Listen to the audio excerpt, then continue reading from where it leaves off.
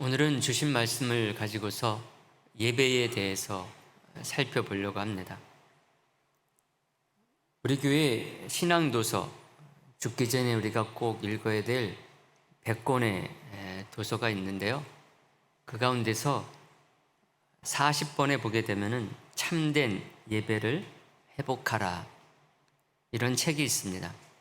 워렌 워스비 목사님의 책인데요.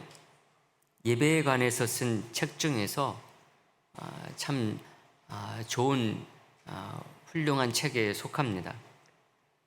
제가 읽던 이 책이라서 밑줄이 그어 있기 때문에 좀 읽기 모호한 그런 부분이 있을지 모르겠습니다. 선정된 이 100권의 책들이 제가 소장하고 있는 책 중에서 이렇게 선정한 것이기 때문에 그렇습니다. 밑줄이 그어져 있기 때문에 좋게 생각하면 또 읽기가 좋습니다. 중요한 내용들에 이렇게 밑줄을 치곤 하기 때문에 그렇습니다. 우리 성도님들이 꼭 관심을 갖고 일독을 할 수 있기를 바랍니다. 여러분, 예배는 성도라고 한다면은 뗄래야 뗄 수 없는 아주 중요한 부분이죠. 아무리 강조해도 지나치지 않습니다. 근데 우리가 세상 일에 쫓기고 또 세상에 좋은 것들에 취해 살다 보게 되면은 우리 자신도 모르는 사이에 예배가 우리의 삶의 전부가 되기보다는 일부가 되게 되는 거죠. 언제 내가 예배자였나 싶을 정도로 종종 우리들이 예배자로서 침체에 빠질 때도 있게 됩니다. 이런 것들이 밀리고 밀리다 보게 되면은 정말 일주일에 예배 한 번 간신히 드리고 끝날 때가 적지 않게 되죠. 어떤 땐 예배가 출석 체크하는 정도로 이렇게 될 때가 있습니다. 마치 내가 기독교인이라는 어떤 신분 확인 차원에서 교회의 예배를 사용하고 있을 때도 있죠. 점점 우리의 삶의 전부가 되어가는 것이 아니라 우리 삶의 일부로 축소되어가는 그런 예배자가 되게 되는 것이죠. 하지만 바라기는 우리 성도, 우리 교회만큼은 하나님을 예배하는 것이 가장 큰 기쁨이 될 수 있게 되기를 간절히 바랍니다. 항상 예배를 사모하는 분들 될 수 있게 되기를 간절히 바랍니다. 정말 저분은 다른 것은 몰라도 예배를 사모해서 예배가 없으면은 정말 살 수 없는 분인 것 같아. 이런 말을 들을 수 있는 분들이 되기를 간절히 바라겠습니다. 그래서 우리 교회 예배만큼은 이런 분들로 가득 차가지고 하나님께 예배를 풍성하게 드리는 그런 교회가 되기를 간절히 바라는 마음입니다. 여러분, 하나님은 항상 예배하는 자들을 찾으시고 참되게 예배하는 그런 자를 기뻐하시는 하나님이십니다. 그래서 오늘 말씀을 보게 되기도 했거든요. 오늘 본문은 예수님이 사마리아를 지나가시다가 만난 여자와 나눈 대화 속에 나오는 말씀입니다. 보통 이 여자를 수가성 여자다 이렇게 부르기도 하고 우물가의 여자 이렇게 부르기도 합니다.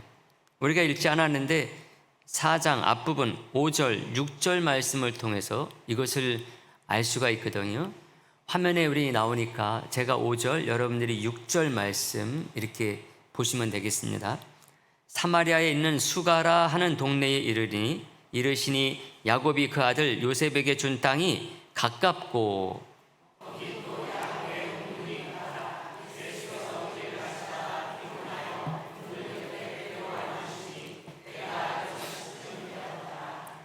아멘.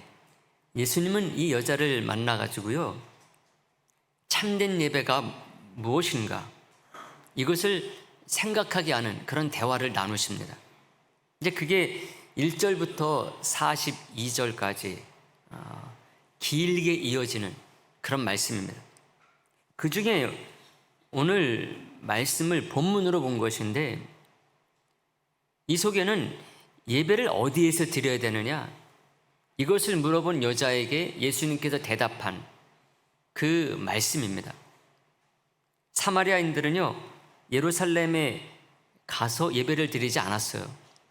사마리아 땅 안에 있는 산, 그곳에서 예배를 드리고 있었습니다. 보통은 그리심산으로 알려져 있는데요, 여기서 예배를 드리고 있었기 때문에 이 여자가 그런 질문을 한 것입니다.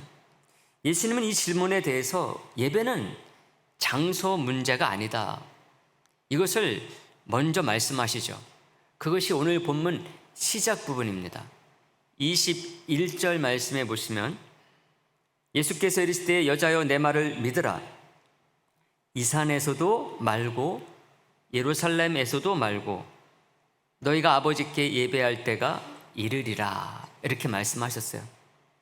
그러니까 이런 두 사람의 대화 중에서도 오늘 우리는 오늘 설교 내용상 마지막 절 24절 이 말씀을 가지고서 세 가지를 간단히 생각을 하려고 합니다.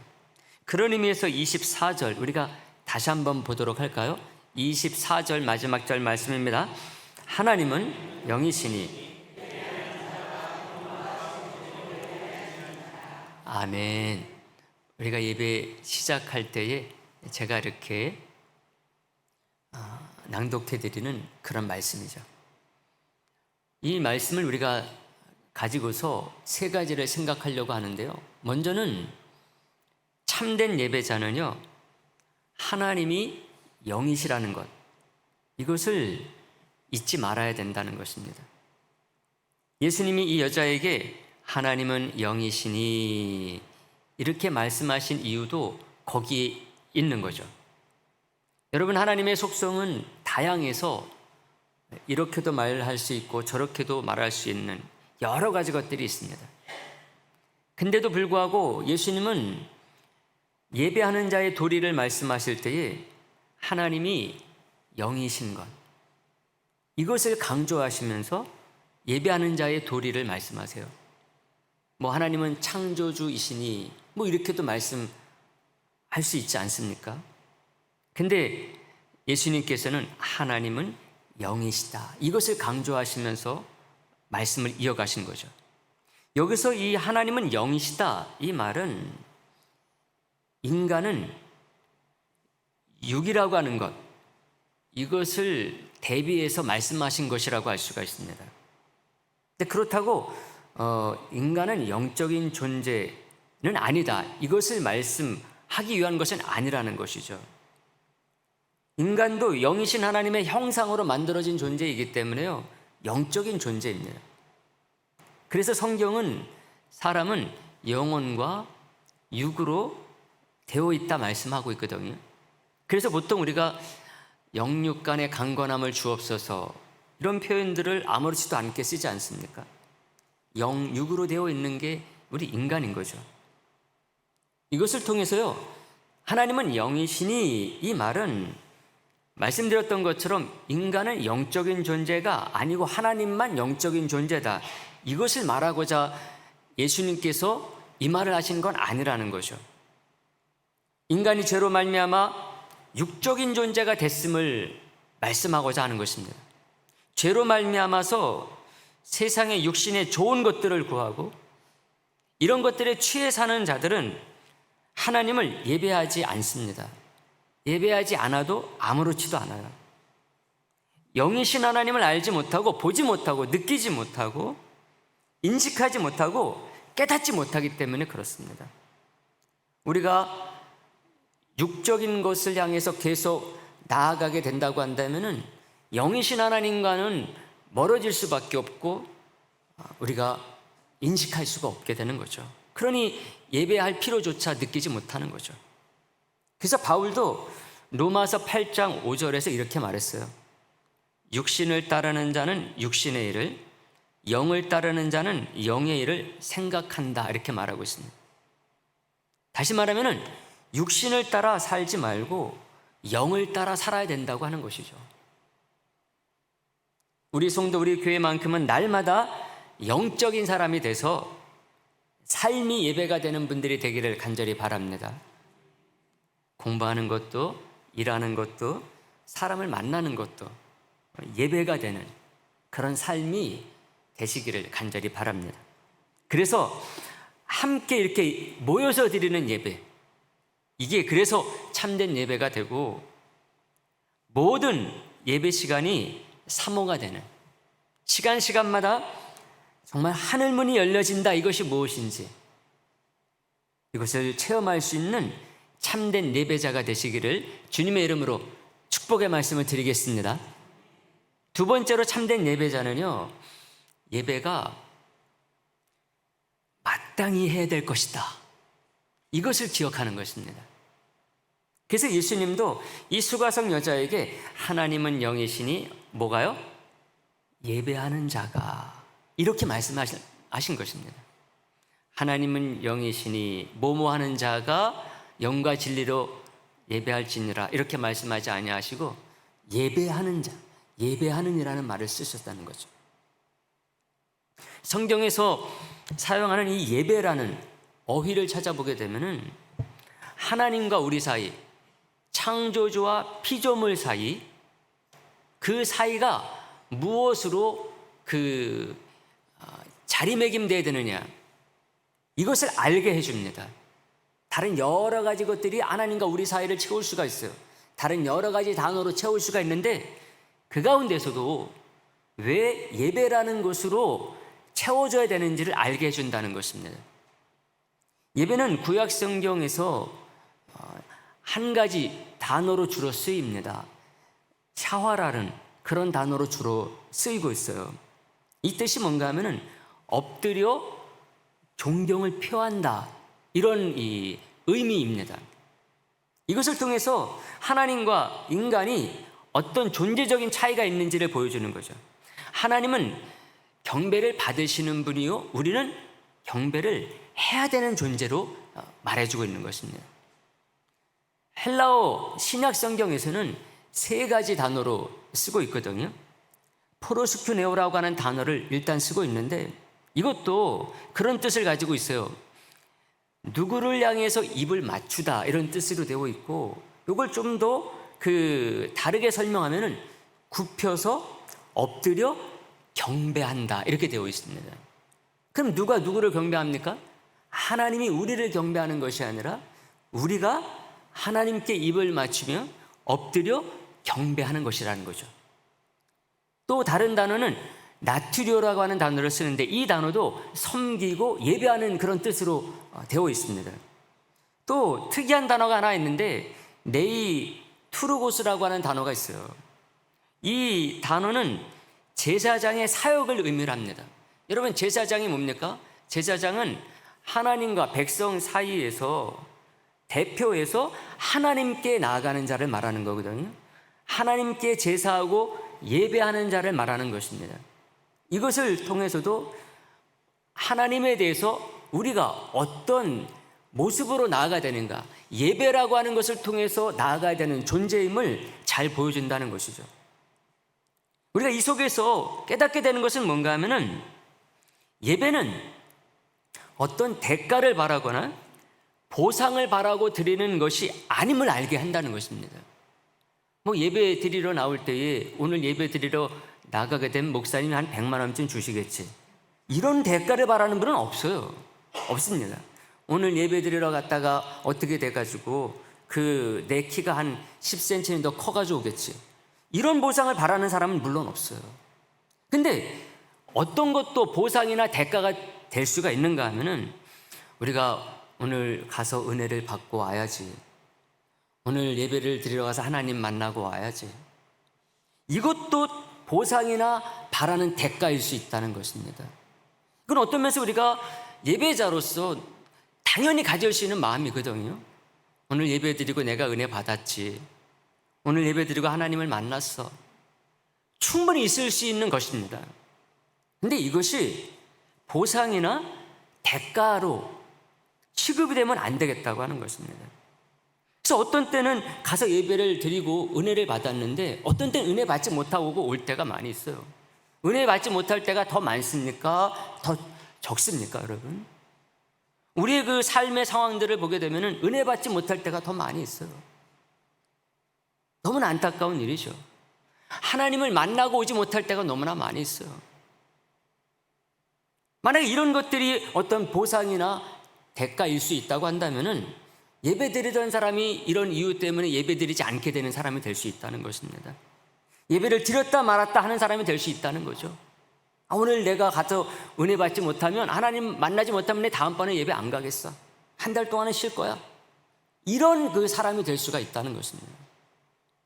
그래서 이것을 보면은 욥이 얼마나 멋진 예배자였는지를 우리가 알 수가 있어요. 욥기서 1장 20절에 보면 그 내용이 나오거든요. 이 고백을 한 때가 언젠가 하면은 자녀를 잃고 재산을 잃은 뒤였어요. 자녀를 잃고 재산을 잃어버렸으니 그 하나님께 이런 마음 가질 마음이 들겠습니까, 여러분? 근데 어떻게 나오는지 한번 우리가 다 같이 보도록 합니다. 욥기서 1장 20절 다 같이 보겠습니다. 욥이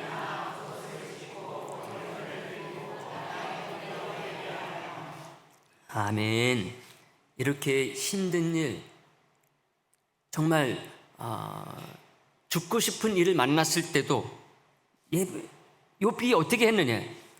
아담한테 겉옷을 찢고 머리털을 밀면서 업당에 엎드리면서도 예배를 했다는 것입니다. 여러분, 그리스도인들이 하나님께 예배하는 이유는 그분이 보상을 해주시기 때문이 아닙니다. 우리가 하나님께 예배하는 것은 하나님은 우리의 예배를 받으시기에 너무나 합당하시고 마땅하신 존재이기 때문에 예배하는 것이죠. 우리가 하나님을 예배하는 이유와 목적은 다른 게 아닙니다. 하나님께서는 우리에게 예배를 받을 살만한 분이요, 우리는 다른 것은 어떤 이유 때문에 안 하고 못한다 할지라도 예배는 하나님께 드리지 아니하면 안 되는 존재가 바로 저와 여러분들임을 꼭 믿으시기를 간절히 바랍니다. 오렌 워스비가 이렇게 말했어요. 나는 하나님께서 무엇을 해주실 것을 기대하는 마음으로 예배드리지 않는다, 이렇게 얘기했어요. 내가 하나님께 예배하는 이유는 그분이 마땅히 경배받으셔야 될 분이기 때문입니다, 이렇게 말했습니다. 예배가 거래가 되는 순간 그것은 이미 예배일 수 없습니다, 이렇게 말했습니다. 우리가 예배하는 것은 그분이 예배받기에 합당하신 분이고 또한 우리에게 예배하라고 말씀하셨기 때문입니다. 유명한 토조 목사님도 이렇게 말했어요. 우리는 하나님을 예배하고 영원히 즐거워하기 위해 창조됐다, 이렇게 말했습니다. 하나님께서 우리를 창조한 목적이 뭐냐? 하나님을 영원히 즐거워하고 예배하기 위해서 그런 것이다. 이게 복 중에 복이라는 것이죠. 억지로 하기 위해서 그런 게 아니라 우리가 정말 우리의 영이 깨우쳐져서 제대로 뭔가 안다고 한다면은 예배가 정말 복이구나, 이것을 알게 된다는 것입니다. 우리가 육적인 존재가 되다 보니 그것을 알지 못하니 이렇게 말씀을 통해서 깨우쳐 주시는 것이죠. 예배를 드려도 그냥 그저 그런 이런 것이 바로 죄를 지은 인간의 또 다른 모습인데, 그게 다가 아님을 우리들이 깨닫기 위해서 말씀을 통해서 깨우친다, 이렇게 말씀드릴 수가 있습니다. 그러므로 우리 성도님들만큼은 예배가 삶이 되고 습관이 되고 생활이 되고 정말 천직이 되는 그런 분이 될 수 있게 되기를 주님의 이름으로 축복의 말씀을 드리겠습니다. 세 번째로 참된 예배자는요, 예배는 영과 진리로 드려야 된다는 것을 우리가 꼭 기억해야 된다는 것입니다. 그래서 예수님께서 하나님은 영이시니 예배하는 자가 어떻게 해요? 영과 진리로 예배할지니라, 이렇게 말씀하신 것입니다. 영과 진리는 다른 걸 의미하지 않습니다. 성령과 말씀을 말하는 것이죠. 우리가 전에는 이 구절을 진정이라는 그런 단어로 쓰기도 하지 않았습니까? 그래서 좀 이해하기가 쉽지가 않았어요. 그러나 지금은 영과 진리라는 말로 딱 번역이 되어 있기 때문에 이것은 다른 것을 의미하지 않습니다. 성령에 의해 말씀으로 하나님께 예배할 수 있다는 것이죠. 우리는 궁극적으로요, 성령님의 인도와 도우심이 없이는 예배할 수 있는 존재가 아닙니다. 예배라고 하는 것을 깨우칠 수 없기 때문에 그래요. 예수 그리스도로 말미암아 구원받은 자가 예배할 수 있게 돼요. 예수님이 보내주신 보혜사 성령님이 우리를 예배하게 하십니다. 또 구체적으로 어떻게 예배해야 되는지를 알려주시죠. 그때 바로 진리의 말씀을 사용하십니다. 진리의 영이신 성령님께서 이를 통해서 깨닫게 해주시는 것이죠. 오늘도 제가 말씀을 가지고 여러분들을 깨우칠 때에 제가 여러분들을 깨우치는 것이 아니라 성령님께서 여러분들의 심령 가운데 말씀을 가지고 전하는 이 말씀을 여러분들이 듣고 깨우쳤다, 내가 오늘 깨달았다 그러면은 성령님께서 그 일을 하셔서 여러분들을 전보다 더 참된 예배자로 나가게 하시는 것입니다. 여러분, 이를테면은 예배자의 자세가 어때야 되는가? 이것을 구약 성경을 보게 되면은 제사장이 제사 드릴 때 한 것을 통해서 우리들이 알 수가 있게 되거든요. 구약 시대 제사장은요, 백성들을 대표해서 하나님께 나아가서 제사를 하고 예배할 때 그냥 나가지 않았어요. 먼저 물로 씻고 몸을 깨끗이 해야 됐습니다. 특별히 만든 옷을 또 입었어요. 하나님의 말씀 듣는 것을 상징하듯이 오른쪽 깃불, 그리고 하나님 일을 하는 것을 상징하는 것처럼 오른손 엄지손가락, 그리고 하나님의 길을 가는 것을 상징하듯이 오른발 엄지발가락에 짐승의 피를 발랐습니다. 정결함으로 나아가는 것이죠. 예수 그리스도의 그 보혈의 피로 말미암아 나아가는 그것을 보여주는 것이죠. 근데 여러분, 이것을 우리가 어떻게 압니까? 제가 지금 말씀드린 것은 구약 성경에 나오는 거예요. 그러니까 구약 성경이 없으면은 이렇게 우리들이 예배자로 나아갈 때에 어떤 마음과 자세로 나아가야 될지를 알지를 못하는 것입니다. 뿐만 아니라 그것을 우리가 깨닫게 하시는 것이 누구시냐? 성경이 이렇게 쓰여져 있어가지고 제사장이 구약 성경 거기에서 하나님께 제사하고 예배할 때 이렇게 준비를 해서 나아갔구나. 이제 신약 성경이 말하는 것은 예수 그리스도로 말미암아 신약 세대가 됐으니 우리가 친히 제사장이 돼서 예배를 드릴 수 있는 사람이 됐는데, 그 예배 드릴 때에 구약 시대 때 제사장이 했던 것, 이것을 영적으로 우리들이 어떻게 해석해서 나아가야 되느냐, 성령님께서 이것을 깨닫게 하신다는 것이죠. 그래서 예수님은, 하나님은 영이시니 예배하는 자가 영과 진리로 드려야 된다, 이것을 분명하게 알려주신 것입니다. 성령의 도움이 없이는 진리의 말씀을 바로 사용하지 못합니다. 도움을 받지 못하는 거죠. 말씀이, 성경이 분명히 내 손에 있는데도 불구하고 이것을 사용할 수 없는 거죠. 그래서 성령님을 진리의 영이다 이렇게 말하는 것입니다. 성령님께서 그 진리를 가지고서 우리를 인도하기 때문에 그런 것이죠. 이것은요, 일상이 예배가 되는 것도 마찬가지예요. 우리가 일상이 어떻게 예배가 될 수 있습니까? 이거는 불가능한 일이에요. 24시간도 정말 내 세상적인 것들을 위해서 다 사용해도 부족한 사람들이 어떻게 그 일상이 예배가 되는 것을 할 수가 있겠습니까, 여러분? 불가능한 것입니다. 근데 이걸 누가 하시게 하느냐 하면은 성령님이 하시게 한다는 것입니다. 말씀 가운데서 성령님께서 우리를 깨우쳐서 하게 하신다는 거죠.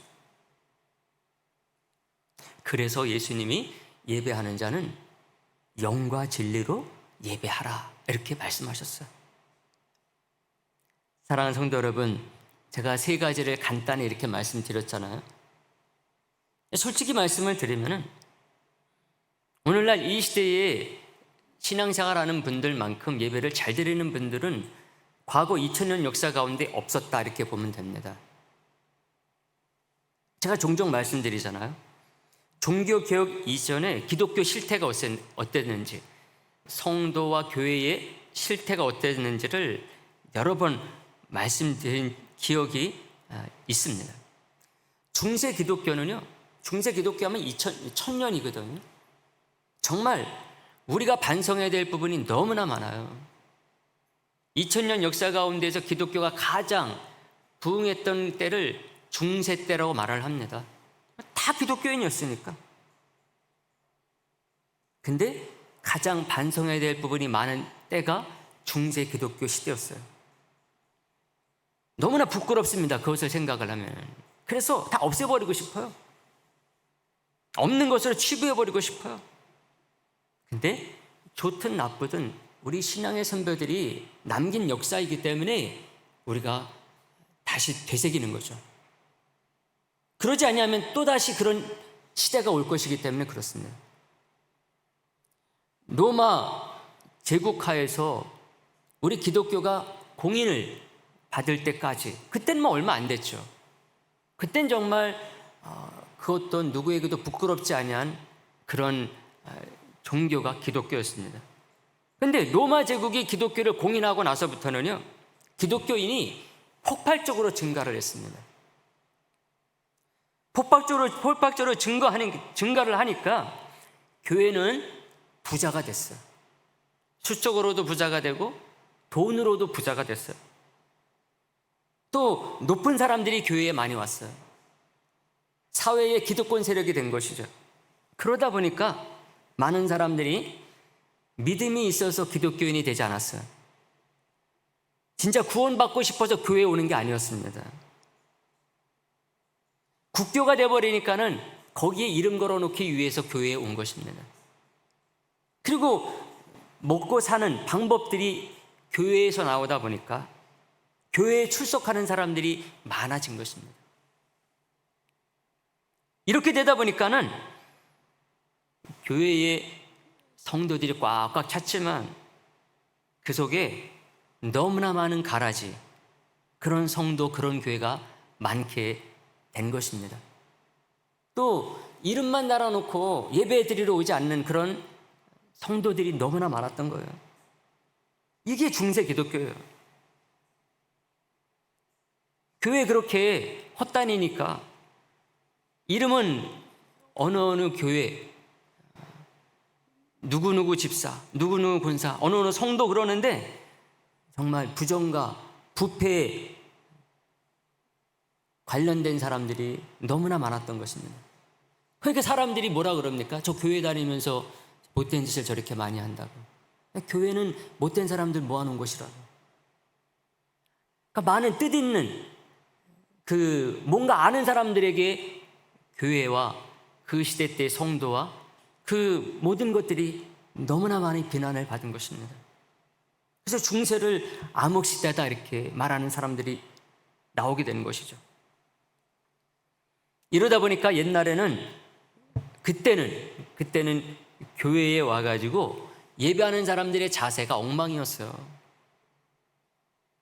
특히 종교개혁 그 시대도 그랬습니다.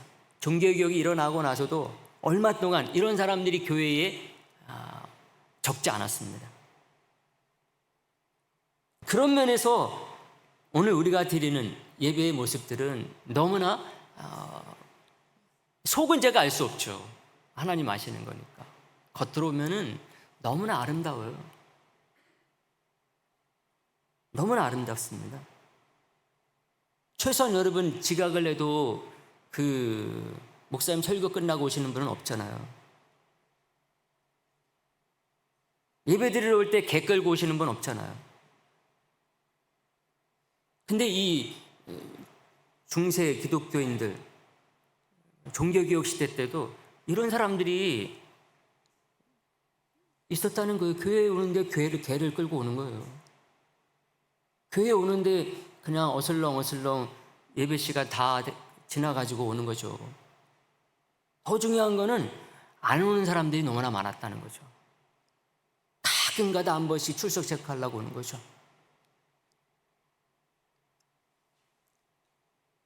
근데 요즘은 그런 사람 없어요. 웬만해서 성도 자기가 신앙생활 하는 사람이다 그러는데 이런 분이 있다? 없어요. 또 올 때 여러분 옷 대강 입고 오시는 분 없잖아요, 요새는요. 근데 이런 때가 되다 보니까 부작용도 있어요. 교회에 진짜 거지들이 안 온다니까요. 그러니까 우리나라의 기독교인들이다 그러면은 그 층 가운데 가장 하층 이런 분들이 교회 안 와요. 왜? 교회 오면 전부 다 깨끗하거든요. 다 배운 사람 같거든요. 그러니까 우리 사회에 그런 분들이 교회 안 옵니다. 오면 안 될 것 같으니까. 그리고 사람들도 그런 분들이 오면은 전부 다 눈치 주죠. 막 거지처럼 하고 오면은 교회에 그렇게 오면 안 돼요. 그러거든요. 그런 분들이 안 와요, 요새는. 가장 큰 문제입니다. 그런 분들이 진짜 교회 와서 위로를 받고 힘을 얻고 예수님 믿어야 되는데 그런 사람들 교회 안 옵니다. 그래서 우리가 그런 분들이 혹 올 때 정말 우리가 친절해야 돼요. 정말 잘 오셨다고. 우리가 옷 이렇게 깨끗이 입는 거 처음에 안 그랬다고. 그런 분들이 그 다음 주에 오실 수 있도록 해드려야 돼요. 술 먹고 오시는 분들도 마찬가지예요. 요새 왜 술 먹고 오는 분들이 없어요? 전에는 술 먹고 오시는 분들이 있었거든요. 근데 술 먹고 오시는 분들 안 옵니다, 요새. 왜? 싫어하니까. 술 먹고 오시는 분들이 진짜 와서 변화될 사람들이거든요.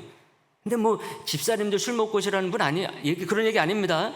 뭐 장로님들, 권사님들 술 드시고라는 얘기 아니에요. 우리 정말 술 취한 분들이 교회에 들어와야 되거든요. 근데 교회 안 옵니다. 왜? 싫어하니까. 술 냄새 난다고 안 와요. 그런 분들이 정말 얼마나 힘들면 술 먹고 이렇게 낮에 돌아다니겠어요. 그런 분들이 교회 한번 와봐야지. 사람들이 교회 들어가는 거 보면서 내가 이렇게 힘들고 그러는데 교회 한번 와봐야지 해야 되는데 그분들이 무슨 생각하느냐? 교회 술 먹고 가면 안 되잖아. 사람들이 싫어하잖아. 그 생각하고 안 들어온다니까요. 교회 위기입니다. 사랑하는 성도 여러분, 제가 이런저런 말씀드렸는데요. 저와 여러분들은 신앙인으로서 여러 가지로 규정할 수가 있어요. 근데 저와 여러분들은 가장 중요한 규정할 수 있는 단어는 뭔가 하면은 우리는 예배하는 사람들입니다 라는 것입니다. 누가 우리에게 정체성을 물어보고 교회 다니시는데 뭐 하시는 분이에요? 물어볼 때에 우리가 대답할 수 있는 가장 현명한 대답이 있다고 한다면 그것은 뭔가 하면은 예배하는 사람입니다. 이 대답이라는 거죠. 21세기 과학, 컴퓨터, 인터넷 시대, 그렇게 최첨단을 달리는 이 시대에 아직도 예배합니까? 뒤떨어졌다고 물어보게 되면은 그래도 우리는 예배하는 사람들입니다. 보이지 않는 하나님 어디 계시다고 예배를 해요? 그래도 우리는 예배하는 사람입니다. 대답할 수 있어야 된다는 거죠. 우리는 이 세상이 그냥 아무것도 보이지 않는 이런 그 공기로 되어 있다. 우리는 그렇게 생각하지 않습니다. 이 세상의 최고의 피조물이 인간이다. 최고의 위치에 있는 것이 인간이다. 이렇게 믿지 않아요. 우리 하나님께서 계시는 것입니다. 우리 하나님이 우리의 예배 받으실 분으로 가장 높으신 분으로 있으신 거죠. 세상 사람들에게 안 보이는 거죠. 근데 우리는 보이기 때문에, 믿기 때문에 우리 그 가운데 겸손한 것입니다. 예배하는 자로 항상 있는 것이죠. 윌리엄 템플이 이런 말을 했습니다. 이 세상을 정치적인 혼돈과 붕괴로부터 구원할 수 있는 유일한 방법이 뭐냐? 이분은 뭐 정치적인 혼돈, 붕괴를 말했는데 여러 가지 이 세상에 문제들이 있죠. 그런 문제들로부터 구원할 수 있는 유일한 방법이 뭐냐? 윌리엄 템플이 예배다 이렇게 말했어요. 저 여러분들이 진정한 예배자가 될 때에 이런 문제들이 해결된다는 것입니다. 그러므로 이 말씀 기억해서 참된 예배자가 되는 우리 성도, 우리 교회 되기를 간절히 바라겠습니다.